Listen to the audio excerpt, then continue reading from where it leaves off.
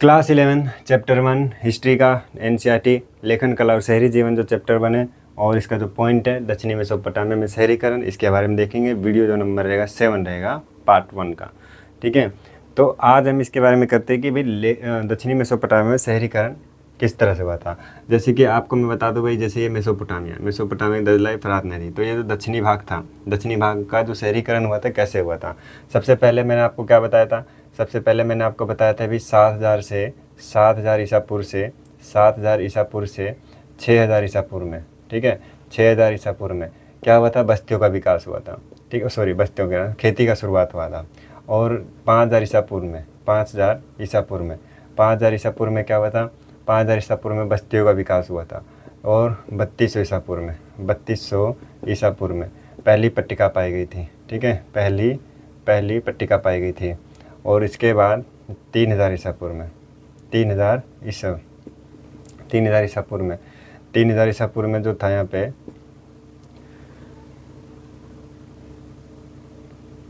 Uruk 250 hectare, Uruk का जो शहर था 250 हेक्टेयर में था।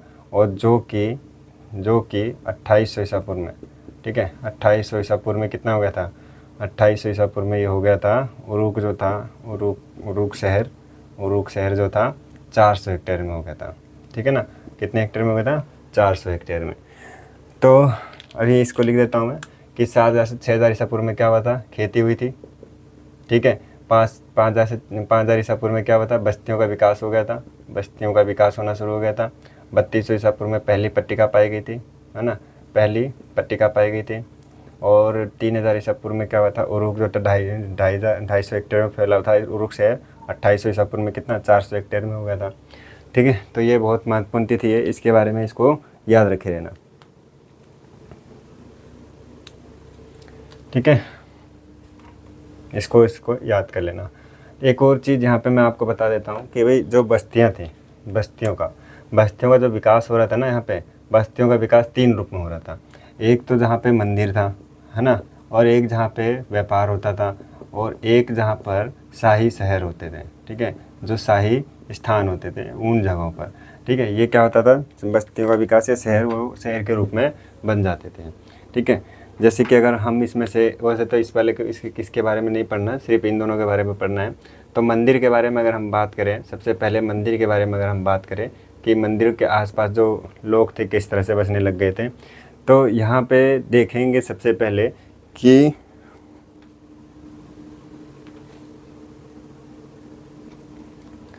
मंदिर के बारे में अगर हम देखें सबसे पहले, तो यहाँ पे क्या था, सबसे पहला जो मंदिर था, ठीक है, सबसे पहला जो मंदिर था, ठीक है, मंदिर वो क्या था, एक छोटा सा देवालय था, है ना। सबसे पहला जो मंदिर था वो क्या था, छोटा सा देवालय था, ठीक है, छोटा सा देवालय था, ठीक है ना, छोटा सा देवालय था सबसे पहला मंदिर। मंदिर में 2 देवता की पूजा होती थी। यहाँ पे 2 प्रमुख देवता थे, 2 प्रमुख देवता कौन से थे, एक तो था उर और एक थी इनाना, ठीक है, इनाना। ये 2 प्रमुख देवता थे। उर जो था ये चंद्र देवता थे। इनाना जो थी युद्ध और प्रेम की देवी थी,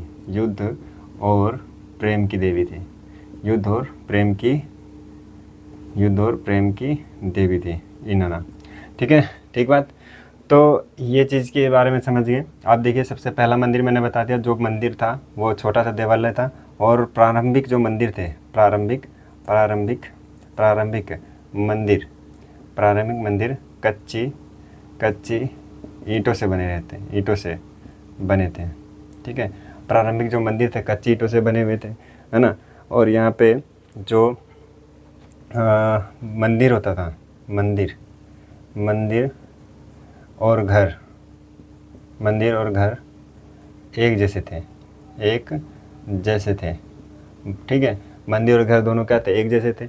मंदिर और घर में सिर्फ इतना फ़र्क था कि जैसे मान लीजिए कि ये क्या होगा, ये घर इस तरह के होते हैं, दीवारें जो होती है चौड़ी होती है इस तरह से, ठीक है।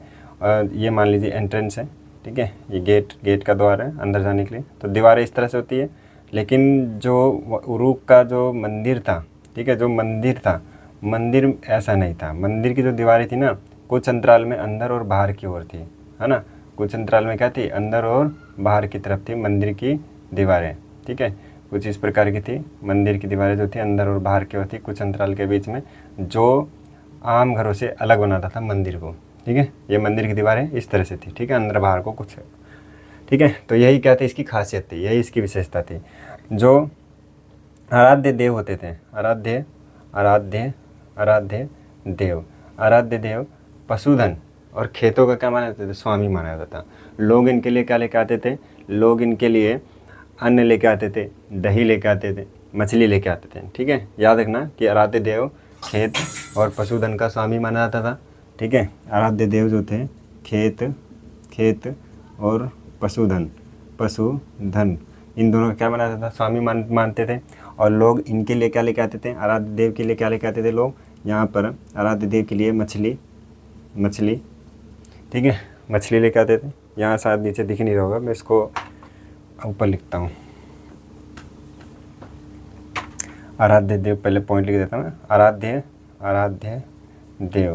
आराध्य देव किसके स्वामी माने जाते थे, आराध्य देव स्वामी माने जाते थे पशुधन मतलब पशुओं के, ठीक है, पशुधन और खेत के, ठीक है, खेतों के स्वामी माने जाते थे।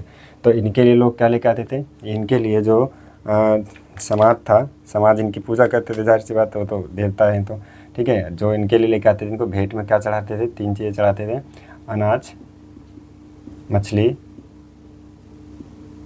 दही, ठीक है। अनाज, मछली और दही जो थे, इनको भेंट में चढ़ाते थे।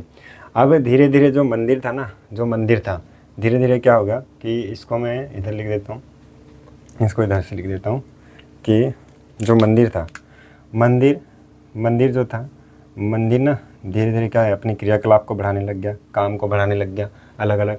जैसे कि शुरू में मैंने आपको क्या बताया कि मंदिर में यहाँ नहीं बताया, मंदिर में क्या होता था शुरू में कि अनाज को उत्पादित वस्तुओं में बदला जाता था, ठीक है। जैसे धान हो गया, तो धान क्या हो गया, धान को चावल में बदलना कहाँ होता था, मंदिर में। गेहूं को आटे में बदलना मंदिर में, ठीक है। सारे काम यहाँ होते थे। धीरे धीरे मंदिर का काम बढ़ गया। मंदिर का काम क्या होगा, व्यापारियों की नियुक्ति करना, लोगों को अनाज बांटना, जौ की शराब, ठीक है, जौ की शराब, आटा बनाना, गेहूँ पीसना, ठीक है, गेहूँ पीसना, आटा बनाना, से ये सारे काम जो थे यही मंदिर में होने लग गए थे, ठीक है। तो मंदिर ने धीरे धीरे अपना क्रियाकलाप बढ़ा लिया था, इसके बारे में इसमें बताया, ठीक है। और क्या था, धीरे धीरे क्या हुआ, यहाँ पे कई बार ना, यहाँ पे मतलब कि इतना अच्छा सब कुछ चल रहा था, लेकिन फिर भी क्या होता था, कृषि कई बार ना यहाँ संकट में आ जाती थी, ठीक है। अच्छा, ठीक है, तो ये जो चीज़ें था इसको नोट कर लीजिएगा। फिर भी ये शॉर्ट में लिखा है, मैं इसको और अच्छी तरीके से लिखवा दूँगा, ठीक है। तो इसके बाद आगे पढ़ते हैं। देखिए, कई बार अब जैसे कि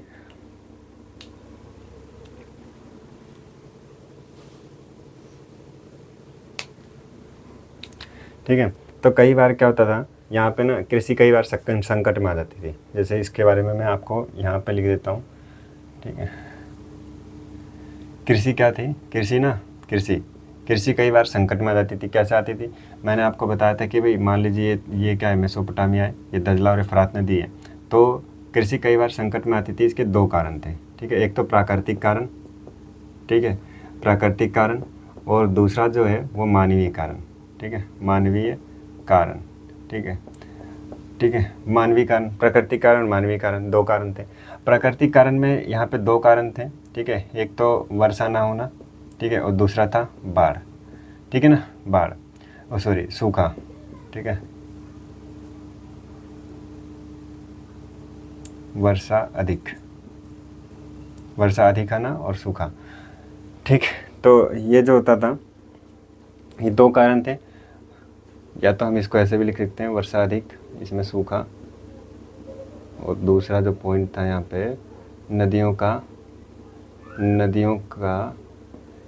मुख मुड़ जाना,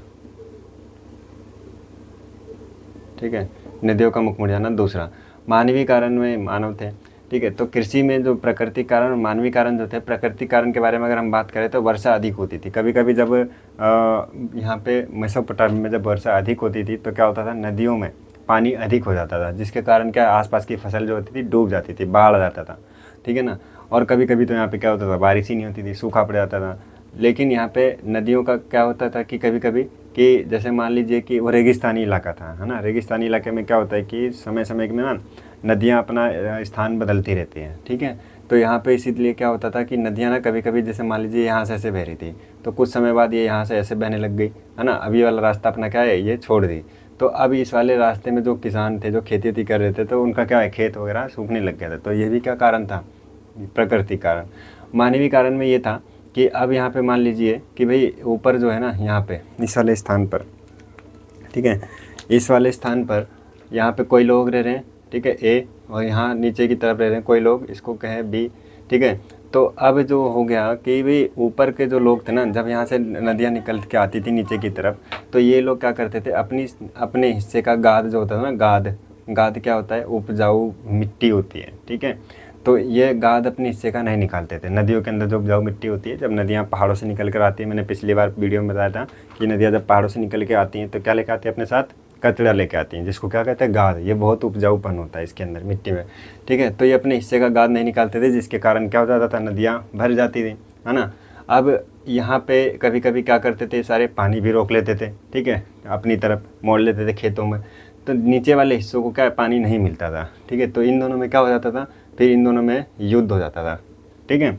मान लीजिए कि ए और बी में, है ना, ए और बी में युद्ध हो गया, ठीक है, ए और बी में युद्ध हो गया, ठीक है। अब ए हार गया और बी जीत गया, ठीक है। ए के जितने साथी रहेंगे, है ना, ए के साथी और बी के जितने साथी रहेंगे, तो इनमें क्या होगा कि अब बी तो जीत गया, ये तो हार गया, तो ये क्या करेगा, बी इनको गुलाम बना लेगा, है ना। और क्या करेगा, इनको लूट भी लेता था कभी कभी, इनके सामान। जैसे कि जब युद्ध में हार जाते थे, जो विपक्षी पक्ष था, जब हार जाते थे, तो हारने वाला जो पक्ष होता था वो क्या है, गुलाम बन जाता था। दूसरा चीज़, जीतने वाला पक्ष हारने वाले पक्ष को लूट भी लेता था, ठीक है, पूरी तरह से बर्बाद कर देता था, कुछ लोगों को गुलाम बनाता था। गुलाम बना कर क्या है, अपने स्थान पे लेके जाते थे, वहाँ पे ये विभिन्न प्रकार के काम करवाते थे इनसे, ठीक है। और मुखिया जो होता था ना, ये लूटा हुआ माल, मुखिया क्या होता था, ये जो मुखिया होता था, लूटा हुआ माल अपने लोगों में बांटता था, ठीक है। और ये मुखिया जो था स्थायी हो भी सकता था और नहीं भी, आज है ये कल नहीं है, ऐसा भी हो सकता था, है ना। मुखिया ऐसे ही तो थे पहले, जो कबीले रहते थे, कबीले में कुछ लोग होते थे, उनको मुखिया पसंद नहीं आता था तो बदल देते थे, ठीक है। तो इसी तरीके का था कि मुखिया जो था स्थायी हो भी सकता था और नहीं भी, मतलब कि आज है कल नहीं, ठीक है। तो यहाँ पे क्या होने लग गया, मुखिया धीरे धीरे ना अपने कार्यकलाप को बढ़ाने लग गए, क्रियाकलाप को बढ़ाने लग गए, अलग अलग काम करने लग गए कबीले के लिए, जिसके लिए कबीले फिर उसको स्थायी रूप से चुनने लग गए, है ना। जैसे कि भाई मंदिर का काम करना, समाज कल्याण पे ध्यान देना, ठीक है, अलग अलग संस्थाएं खोलने लग गए, ठीक है। जैसे कि अपने कुछ चेलों को इन्होंने बोल दिया मुखिया ने कि भाई तुम क्या करोगे, तुम लोगों के स्वास्थ्य पे देखोगे, तुम नदी का पानी का देखोगे, तुम खाने की चीज़ों का देखोगे। तो इस तरह से अलग अलग संस्थाएं बना दिया, जिसके कारण मुखिया लोगों की नज़र में चलने लग गया, ठीक है। फिर इस तरह से धीरे धीरे जो मुखिया था स्थायी होने लग गया, है ना।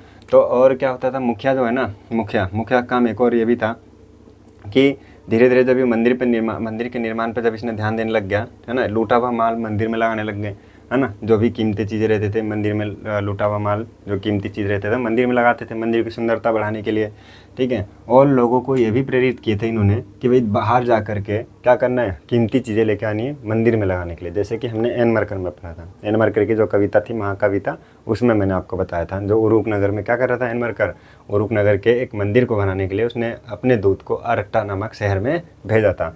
तो यहाँ पे वही चीज़ है कि जो राजा होता था, जो मुखिया होता था, वो क्या है, बाद में धीरे धीरे लोग अपना कार्यकलाप बढ़ाने लग गया, मंदिर की सुंदरता को बढ़ाने के लिए लोगों को क्या करा, बाहर भी भेजा कि भाई जाओ बाहर से कीमती चीज़ें लेकर आओ, पत्थर की, है ना, और हम क्या करेंगे, मंदिर की सुंदरता को बढ़ाएंगे, ठीक है। तो और यहाँ पे क्या होने लग गया था, और भी कई तरह के काम होने लग गए थे, ठीक है। तो इसके बारे में पहले हम देख लेते हैं, बाकी का बाद में देखेंगे, है ना। इसको नोट कर लीजिएगा, फिर भी ये शॉर्ट में है, मैंने काफ़ी बना रखा है। अब इसके बारे में मैं लिख देता हूँ बोर्ड पर, फिर हम समझेंगे, नहीं तो ऐसे में वीडियो का जो टाइम है ज़्यादा बढ़ जाएगा, ठीक है। पहले मैं लिख दूँगा फिर आपको समझा दूँगा। इस चीज़ को भी लिख लीजिएगा जो मैंने अभी भी लिखा।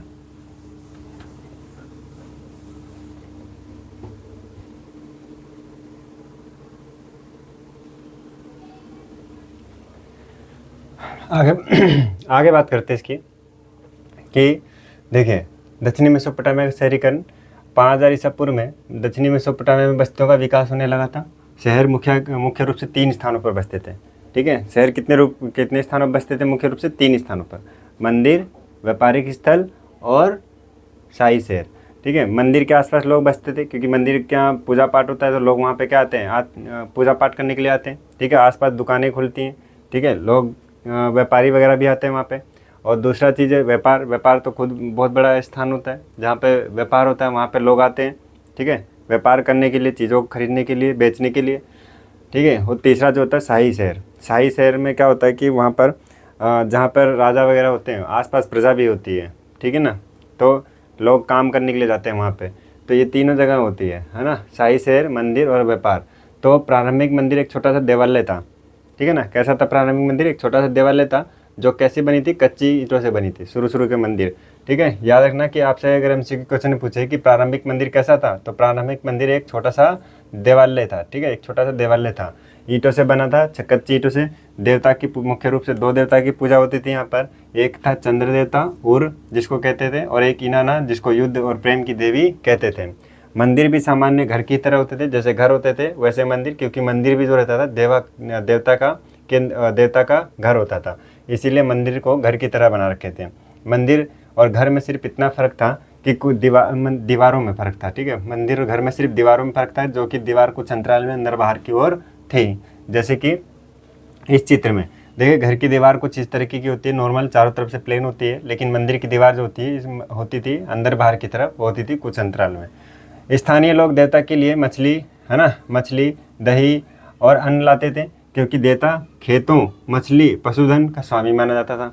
है ना, लोग इसलिए क्या करते, उसको चढ़ाते थे, ये मछली, दही और अन्न। मछली कैसे चढ़ाते थे? क्योंकि जो मंदिर था ना, मंदिर के फर्श पर मछलियों के अवशेष मिले थे। ठीक है, पुराने समय के, तो मछलियों के अवशेष मिले थे, तो इसी से पता चला कि भाई लोग मछली भी चढ़ाते थे देवता को। समय आने पर जो उपज को उत्पादित वस्तु में बदलने की प्रक्रिया भी कहाँ होती थी? मंदिर में ही होती थी। ठीक है, उपज को उत्पादित वस्तु में बदलना ये भी मंदिर में ही होता था। जैसे कि गेहूँ लेके आ गए, गेहूँ को आटे में बदलना है, कहाँ हो रहा है? मंदिर में। जो कि शराब बनानी कहाँ हो रहा है? मंदिर में। ठीक है, तो ये चीज़ें होती थी। ज़मीन में प्राकृतिक उपजाऊपन होने के बावजूद भी कई बार कृषि क्या होती थी? संकट में आ जाती थी। ठीक है, इसके 2 कारण थे। पहला कारण प्राकृतिक कारण और दूसरा क्या है? मानवीय कारण। ठीक है, ज़मीन में उपजाऊपन होने के बावजूद भी क्या होता था? कृषि कई बार संकट में आती थी। 2 कारणों से, एक प्राकृतिक कारण और दूसरा है मानवीय कारण। प्राकृतिक कारण की अगर हम बात करें तो 2 तरह के थे, एक तो सूखा और बाढ़, या फिर इसमें देख लें दूसरा है नदी का मुख बदल जाना। ठीक है, सूखा और बाढ़ जो होता था, मेसोपोटामिया में किसी वर्ष या तो अधिक वर्षा हो जाती थी, है ना, अधिक वर्षा होने के कारण क्या हो जाता था? नदियों में ज़्यादा पानी हो जाता था। तो आसपास के जो एरिया थे, जैसे कि अगर मैं मेसोपोटामिया का छोटा मैप बनाऊँ यहाँ पे, ये दजला और ये फरात नदी थी। मान लीजिए इस दजला नदी में पानी आया तो आसपास के जो क्षेत्र थे वो क्या है? बाढ़ से डूब जाते थे, खेत डूब जाते थे, जिसके कारण क्या है? लोग बार बार वहाँ पे आते थे बचने के लिए और चले जाते थे छोड़कर। ठीक है, जैसे मान लो कि यहाँ पे जो पहले लोग रह रहे थे, बाढ़ आई, डूब गए, ये छोड़ के कहीं और भाग गए, फिर बाढ़ सूख गई। ठीक है, ज़मीन अच्छी हो गई, फिर दोबारा यहाँ पे कोई लोग आए, यहाँ पे देखे अच्छा पहले से ही घर बने, मंदिर बने, तो इन्होंने क्या करा? उन जगहों पर पुनर्निर्माण या निर्माण किया और वहीं पर रहने लग गए। तो इस तरह से बस्तियाँ बार बार उजड़ती थी और बचती थी। ठीक है, तो कई बार यहाँ पे सूखे के बारे में बता दें कि मेसोपोटामिया में किसी वर्ष तो अधिक वर्षा हो जाती थी, जिसके कारण क्या होता था? बहुत ज़्यादा बाढ़ आती थी। तो कभी कभी किसी वर्ष बारिश ही नहीं होती थी। इन कारणों से क्या होता था? फसल खराब हो जाती थी, फसल नष्ट हो जाती थी। नदी का मुख भी यहाँ पे बदल जाता था कभी कभी, है ना। क्या होता था नदी का मुख? जैसे अभी बताया था मैंने आपको कि मान लीजिए नदी यहाँ से बह रही है, ठीक है, लोग इसके आसपास खेती कर रहे हैं, तो हुआ क्या? कुछ समय में खेती जो नदी थी इधर से बहने लग गई, तो इस स्थान पर रहने वाले लोगों को पानी नहीं मिलता था, तो इस कारण से भी खेती संकट में आती थी। मानवीय कारण जो थे, यहाँ पे खुद मानव था मानवीय कारण में, है ना। जो लोग नदी के ऊपर रहते थे, है ना, जैसे कि ये नदी है, कुछ लोग यहाँ रह रहे, कुछ लोग यहाँ, तो जो लोग नदी के ऊपर रहते थे, ये लोग क्या करते थे? अपने हिस्से का गाद नहीं निकालते थे, है ना, गाद नहीं निकालते थे, जिसके कारण क्या है? अब अगर ये नदी का गाद नहीं निकालेंगे तो नदी भर जाएगी और नदी का मुख कहीं और बढ़ जाएगा, है ना, और कभी इनको पानी भी नहीं पहुँचता। ठीक है, और क्या होता है कि ये लोग जो होते थे ना, कि इतना ज़्यादा पानी इन नदियों का रोक लेते थे कि नीचे पानी भी नहीं पहुँचता था। तो यही कह रहे कि कभी कभी ऊपरी जलधारा के लोग, जो लोग नदी के जलधारा के ऊपर रहते थे, वह इतना अधिक पानी ले लेते थे कि नीचे की जलधारा के लोगों को पानी ही नहीं मिलता था, है ना। कभी कभी जब ऊपरी जलधारा के लोग अपने हिस्से का गाद भी नहीं निकालते थे, जिससे कि नीचे पानी नहीं पहुंचता था, है ना। तो ये बात है ना। और दोनों पक्षों के बीच कभी फिर युद्ध हो जाता था। अब जाहिर सी बात, अभी पानी नहीं देगा नीचे वाले को, तो दोनों में क्या होगा, दोनों में युद्ध हो जाएगा। और युद्ध में जो जीतेगा क्या करेगा, दूसरे लोगों को गुलाम बना लेता था, हारे हुए पक्ष को। हारे हुए पक्ष को गुलाम बनाने के बाद क्या करता था, जब उनको गुलाम बनाता था तो उनके लोगों को चौकीदार, है ना, सिपाही, इस तरह से बनाता था, चौकीदार और सिपाही वगैरह बनाता था, ठीक है। और इनके जो लूट का माल होता था, लूट का माल जो जीता हुआ पक्ष रहता था अपने साथियों को दे देता था कि भाई लो, तुमने हमारी मदद किया युद्ध में, है ना। लेकिन ये जो मुखिया होता था स्थायी नहीं रहता था, ठीक है। तो देखो, और दोनों पक्षों के बीच में युद्ध हो जाता था। युद्ध में विजयी पक्ष जो होता था हारे हुए पक्ष को बंदी बना लेता था और उनके माल को लूट लेता था। लूट का माल विजयी मुखिया अपने सहयोगियों को दे देता था, ठीक है। जैसे मान लीजिए कि एक तरफ ये व्यक्ति है और एक तरफ ये व्यक्ति है ना। इसके कुछ लोग हैं यहाँ पे, ठीक बात, इसके कुछ लोग हैं यहाँ पे और इधर इसके कुछ लोग हैं,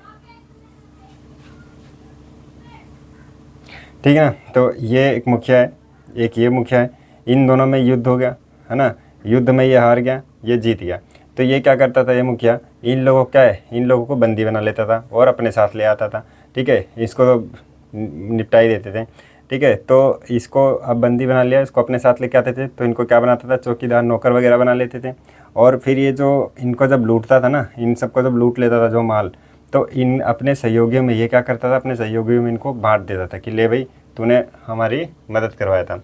लेकिन ये जो मुखिया था ना, ये स्थायी नहीं था उस समय में, है ना। स्थायी नहीं था, मतलब आज है कल नहीं, ऐसा था, ठीक है। ये मुखिया स्थायी नहीं थे, आज है तो कल नहीं। लेकिन मुखिया धीरे धीरे अपने कार्यों को बढ़ाने लग गए और नई नई संस्थाओं का क्या है, निर्माण करने लग गए, ठीक है। समाज कल्याण पे ज़्यादा ध्यान देने लग गए। तो जनता सोचती थी भाई यही मुखिया अच्छा है ना, इसको समय और रहने देते। धीरे धीरे इन्होंने अपना कार्य बढ़ाया और क्या बन गए, ये राजा बन गए, ठीक है। और ये मुखिया लूट का माल देवता पर अर्पित करने लग गए थे, ठीक है। लूट का जो माल होता था देवता पर अर्पित करने लग गए कि भाई देवता पे ज़्यादा ध्यान देंगे तो लोग हम पे ध्यान देंगे, है ना। तो इसलिए मंदिर को ये क्या करने लग गए, मंदिर को सुंदर बनाने के लिए लोगों को बाहर भेजने लग गए कि भाई बाहर से कीमती चीज़ें लेके आओ। और ये जैसे कि हमें एन मरकर की कहानी में मिलता है, जो सुमेरियन महाकाव्य है एन मरकर, है ना, जो उरूक में एक मंदिर बनाना चाहता था, जिसके लिए उसने अपने दूत को कहाँ भेजा था, अरट्टा, ठीक है। तो ये उसका उदाहरण है। तो इसको कर लीजिए, इसका नेक्स्ट पार्ट हम वीडियो नंबर 8 में करेंगे, ठीक है। इसको नोट कर लीजिए।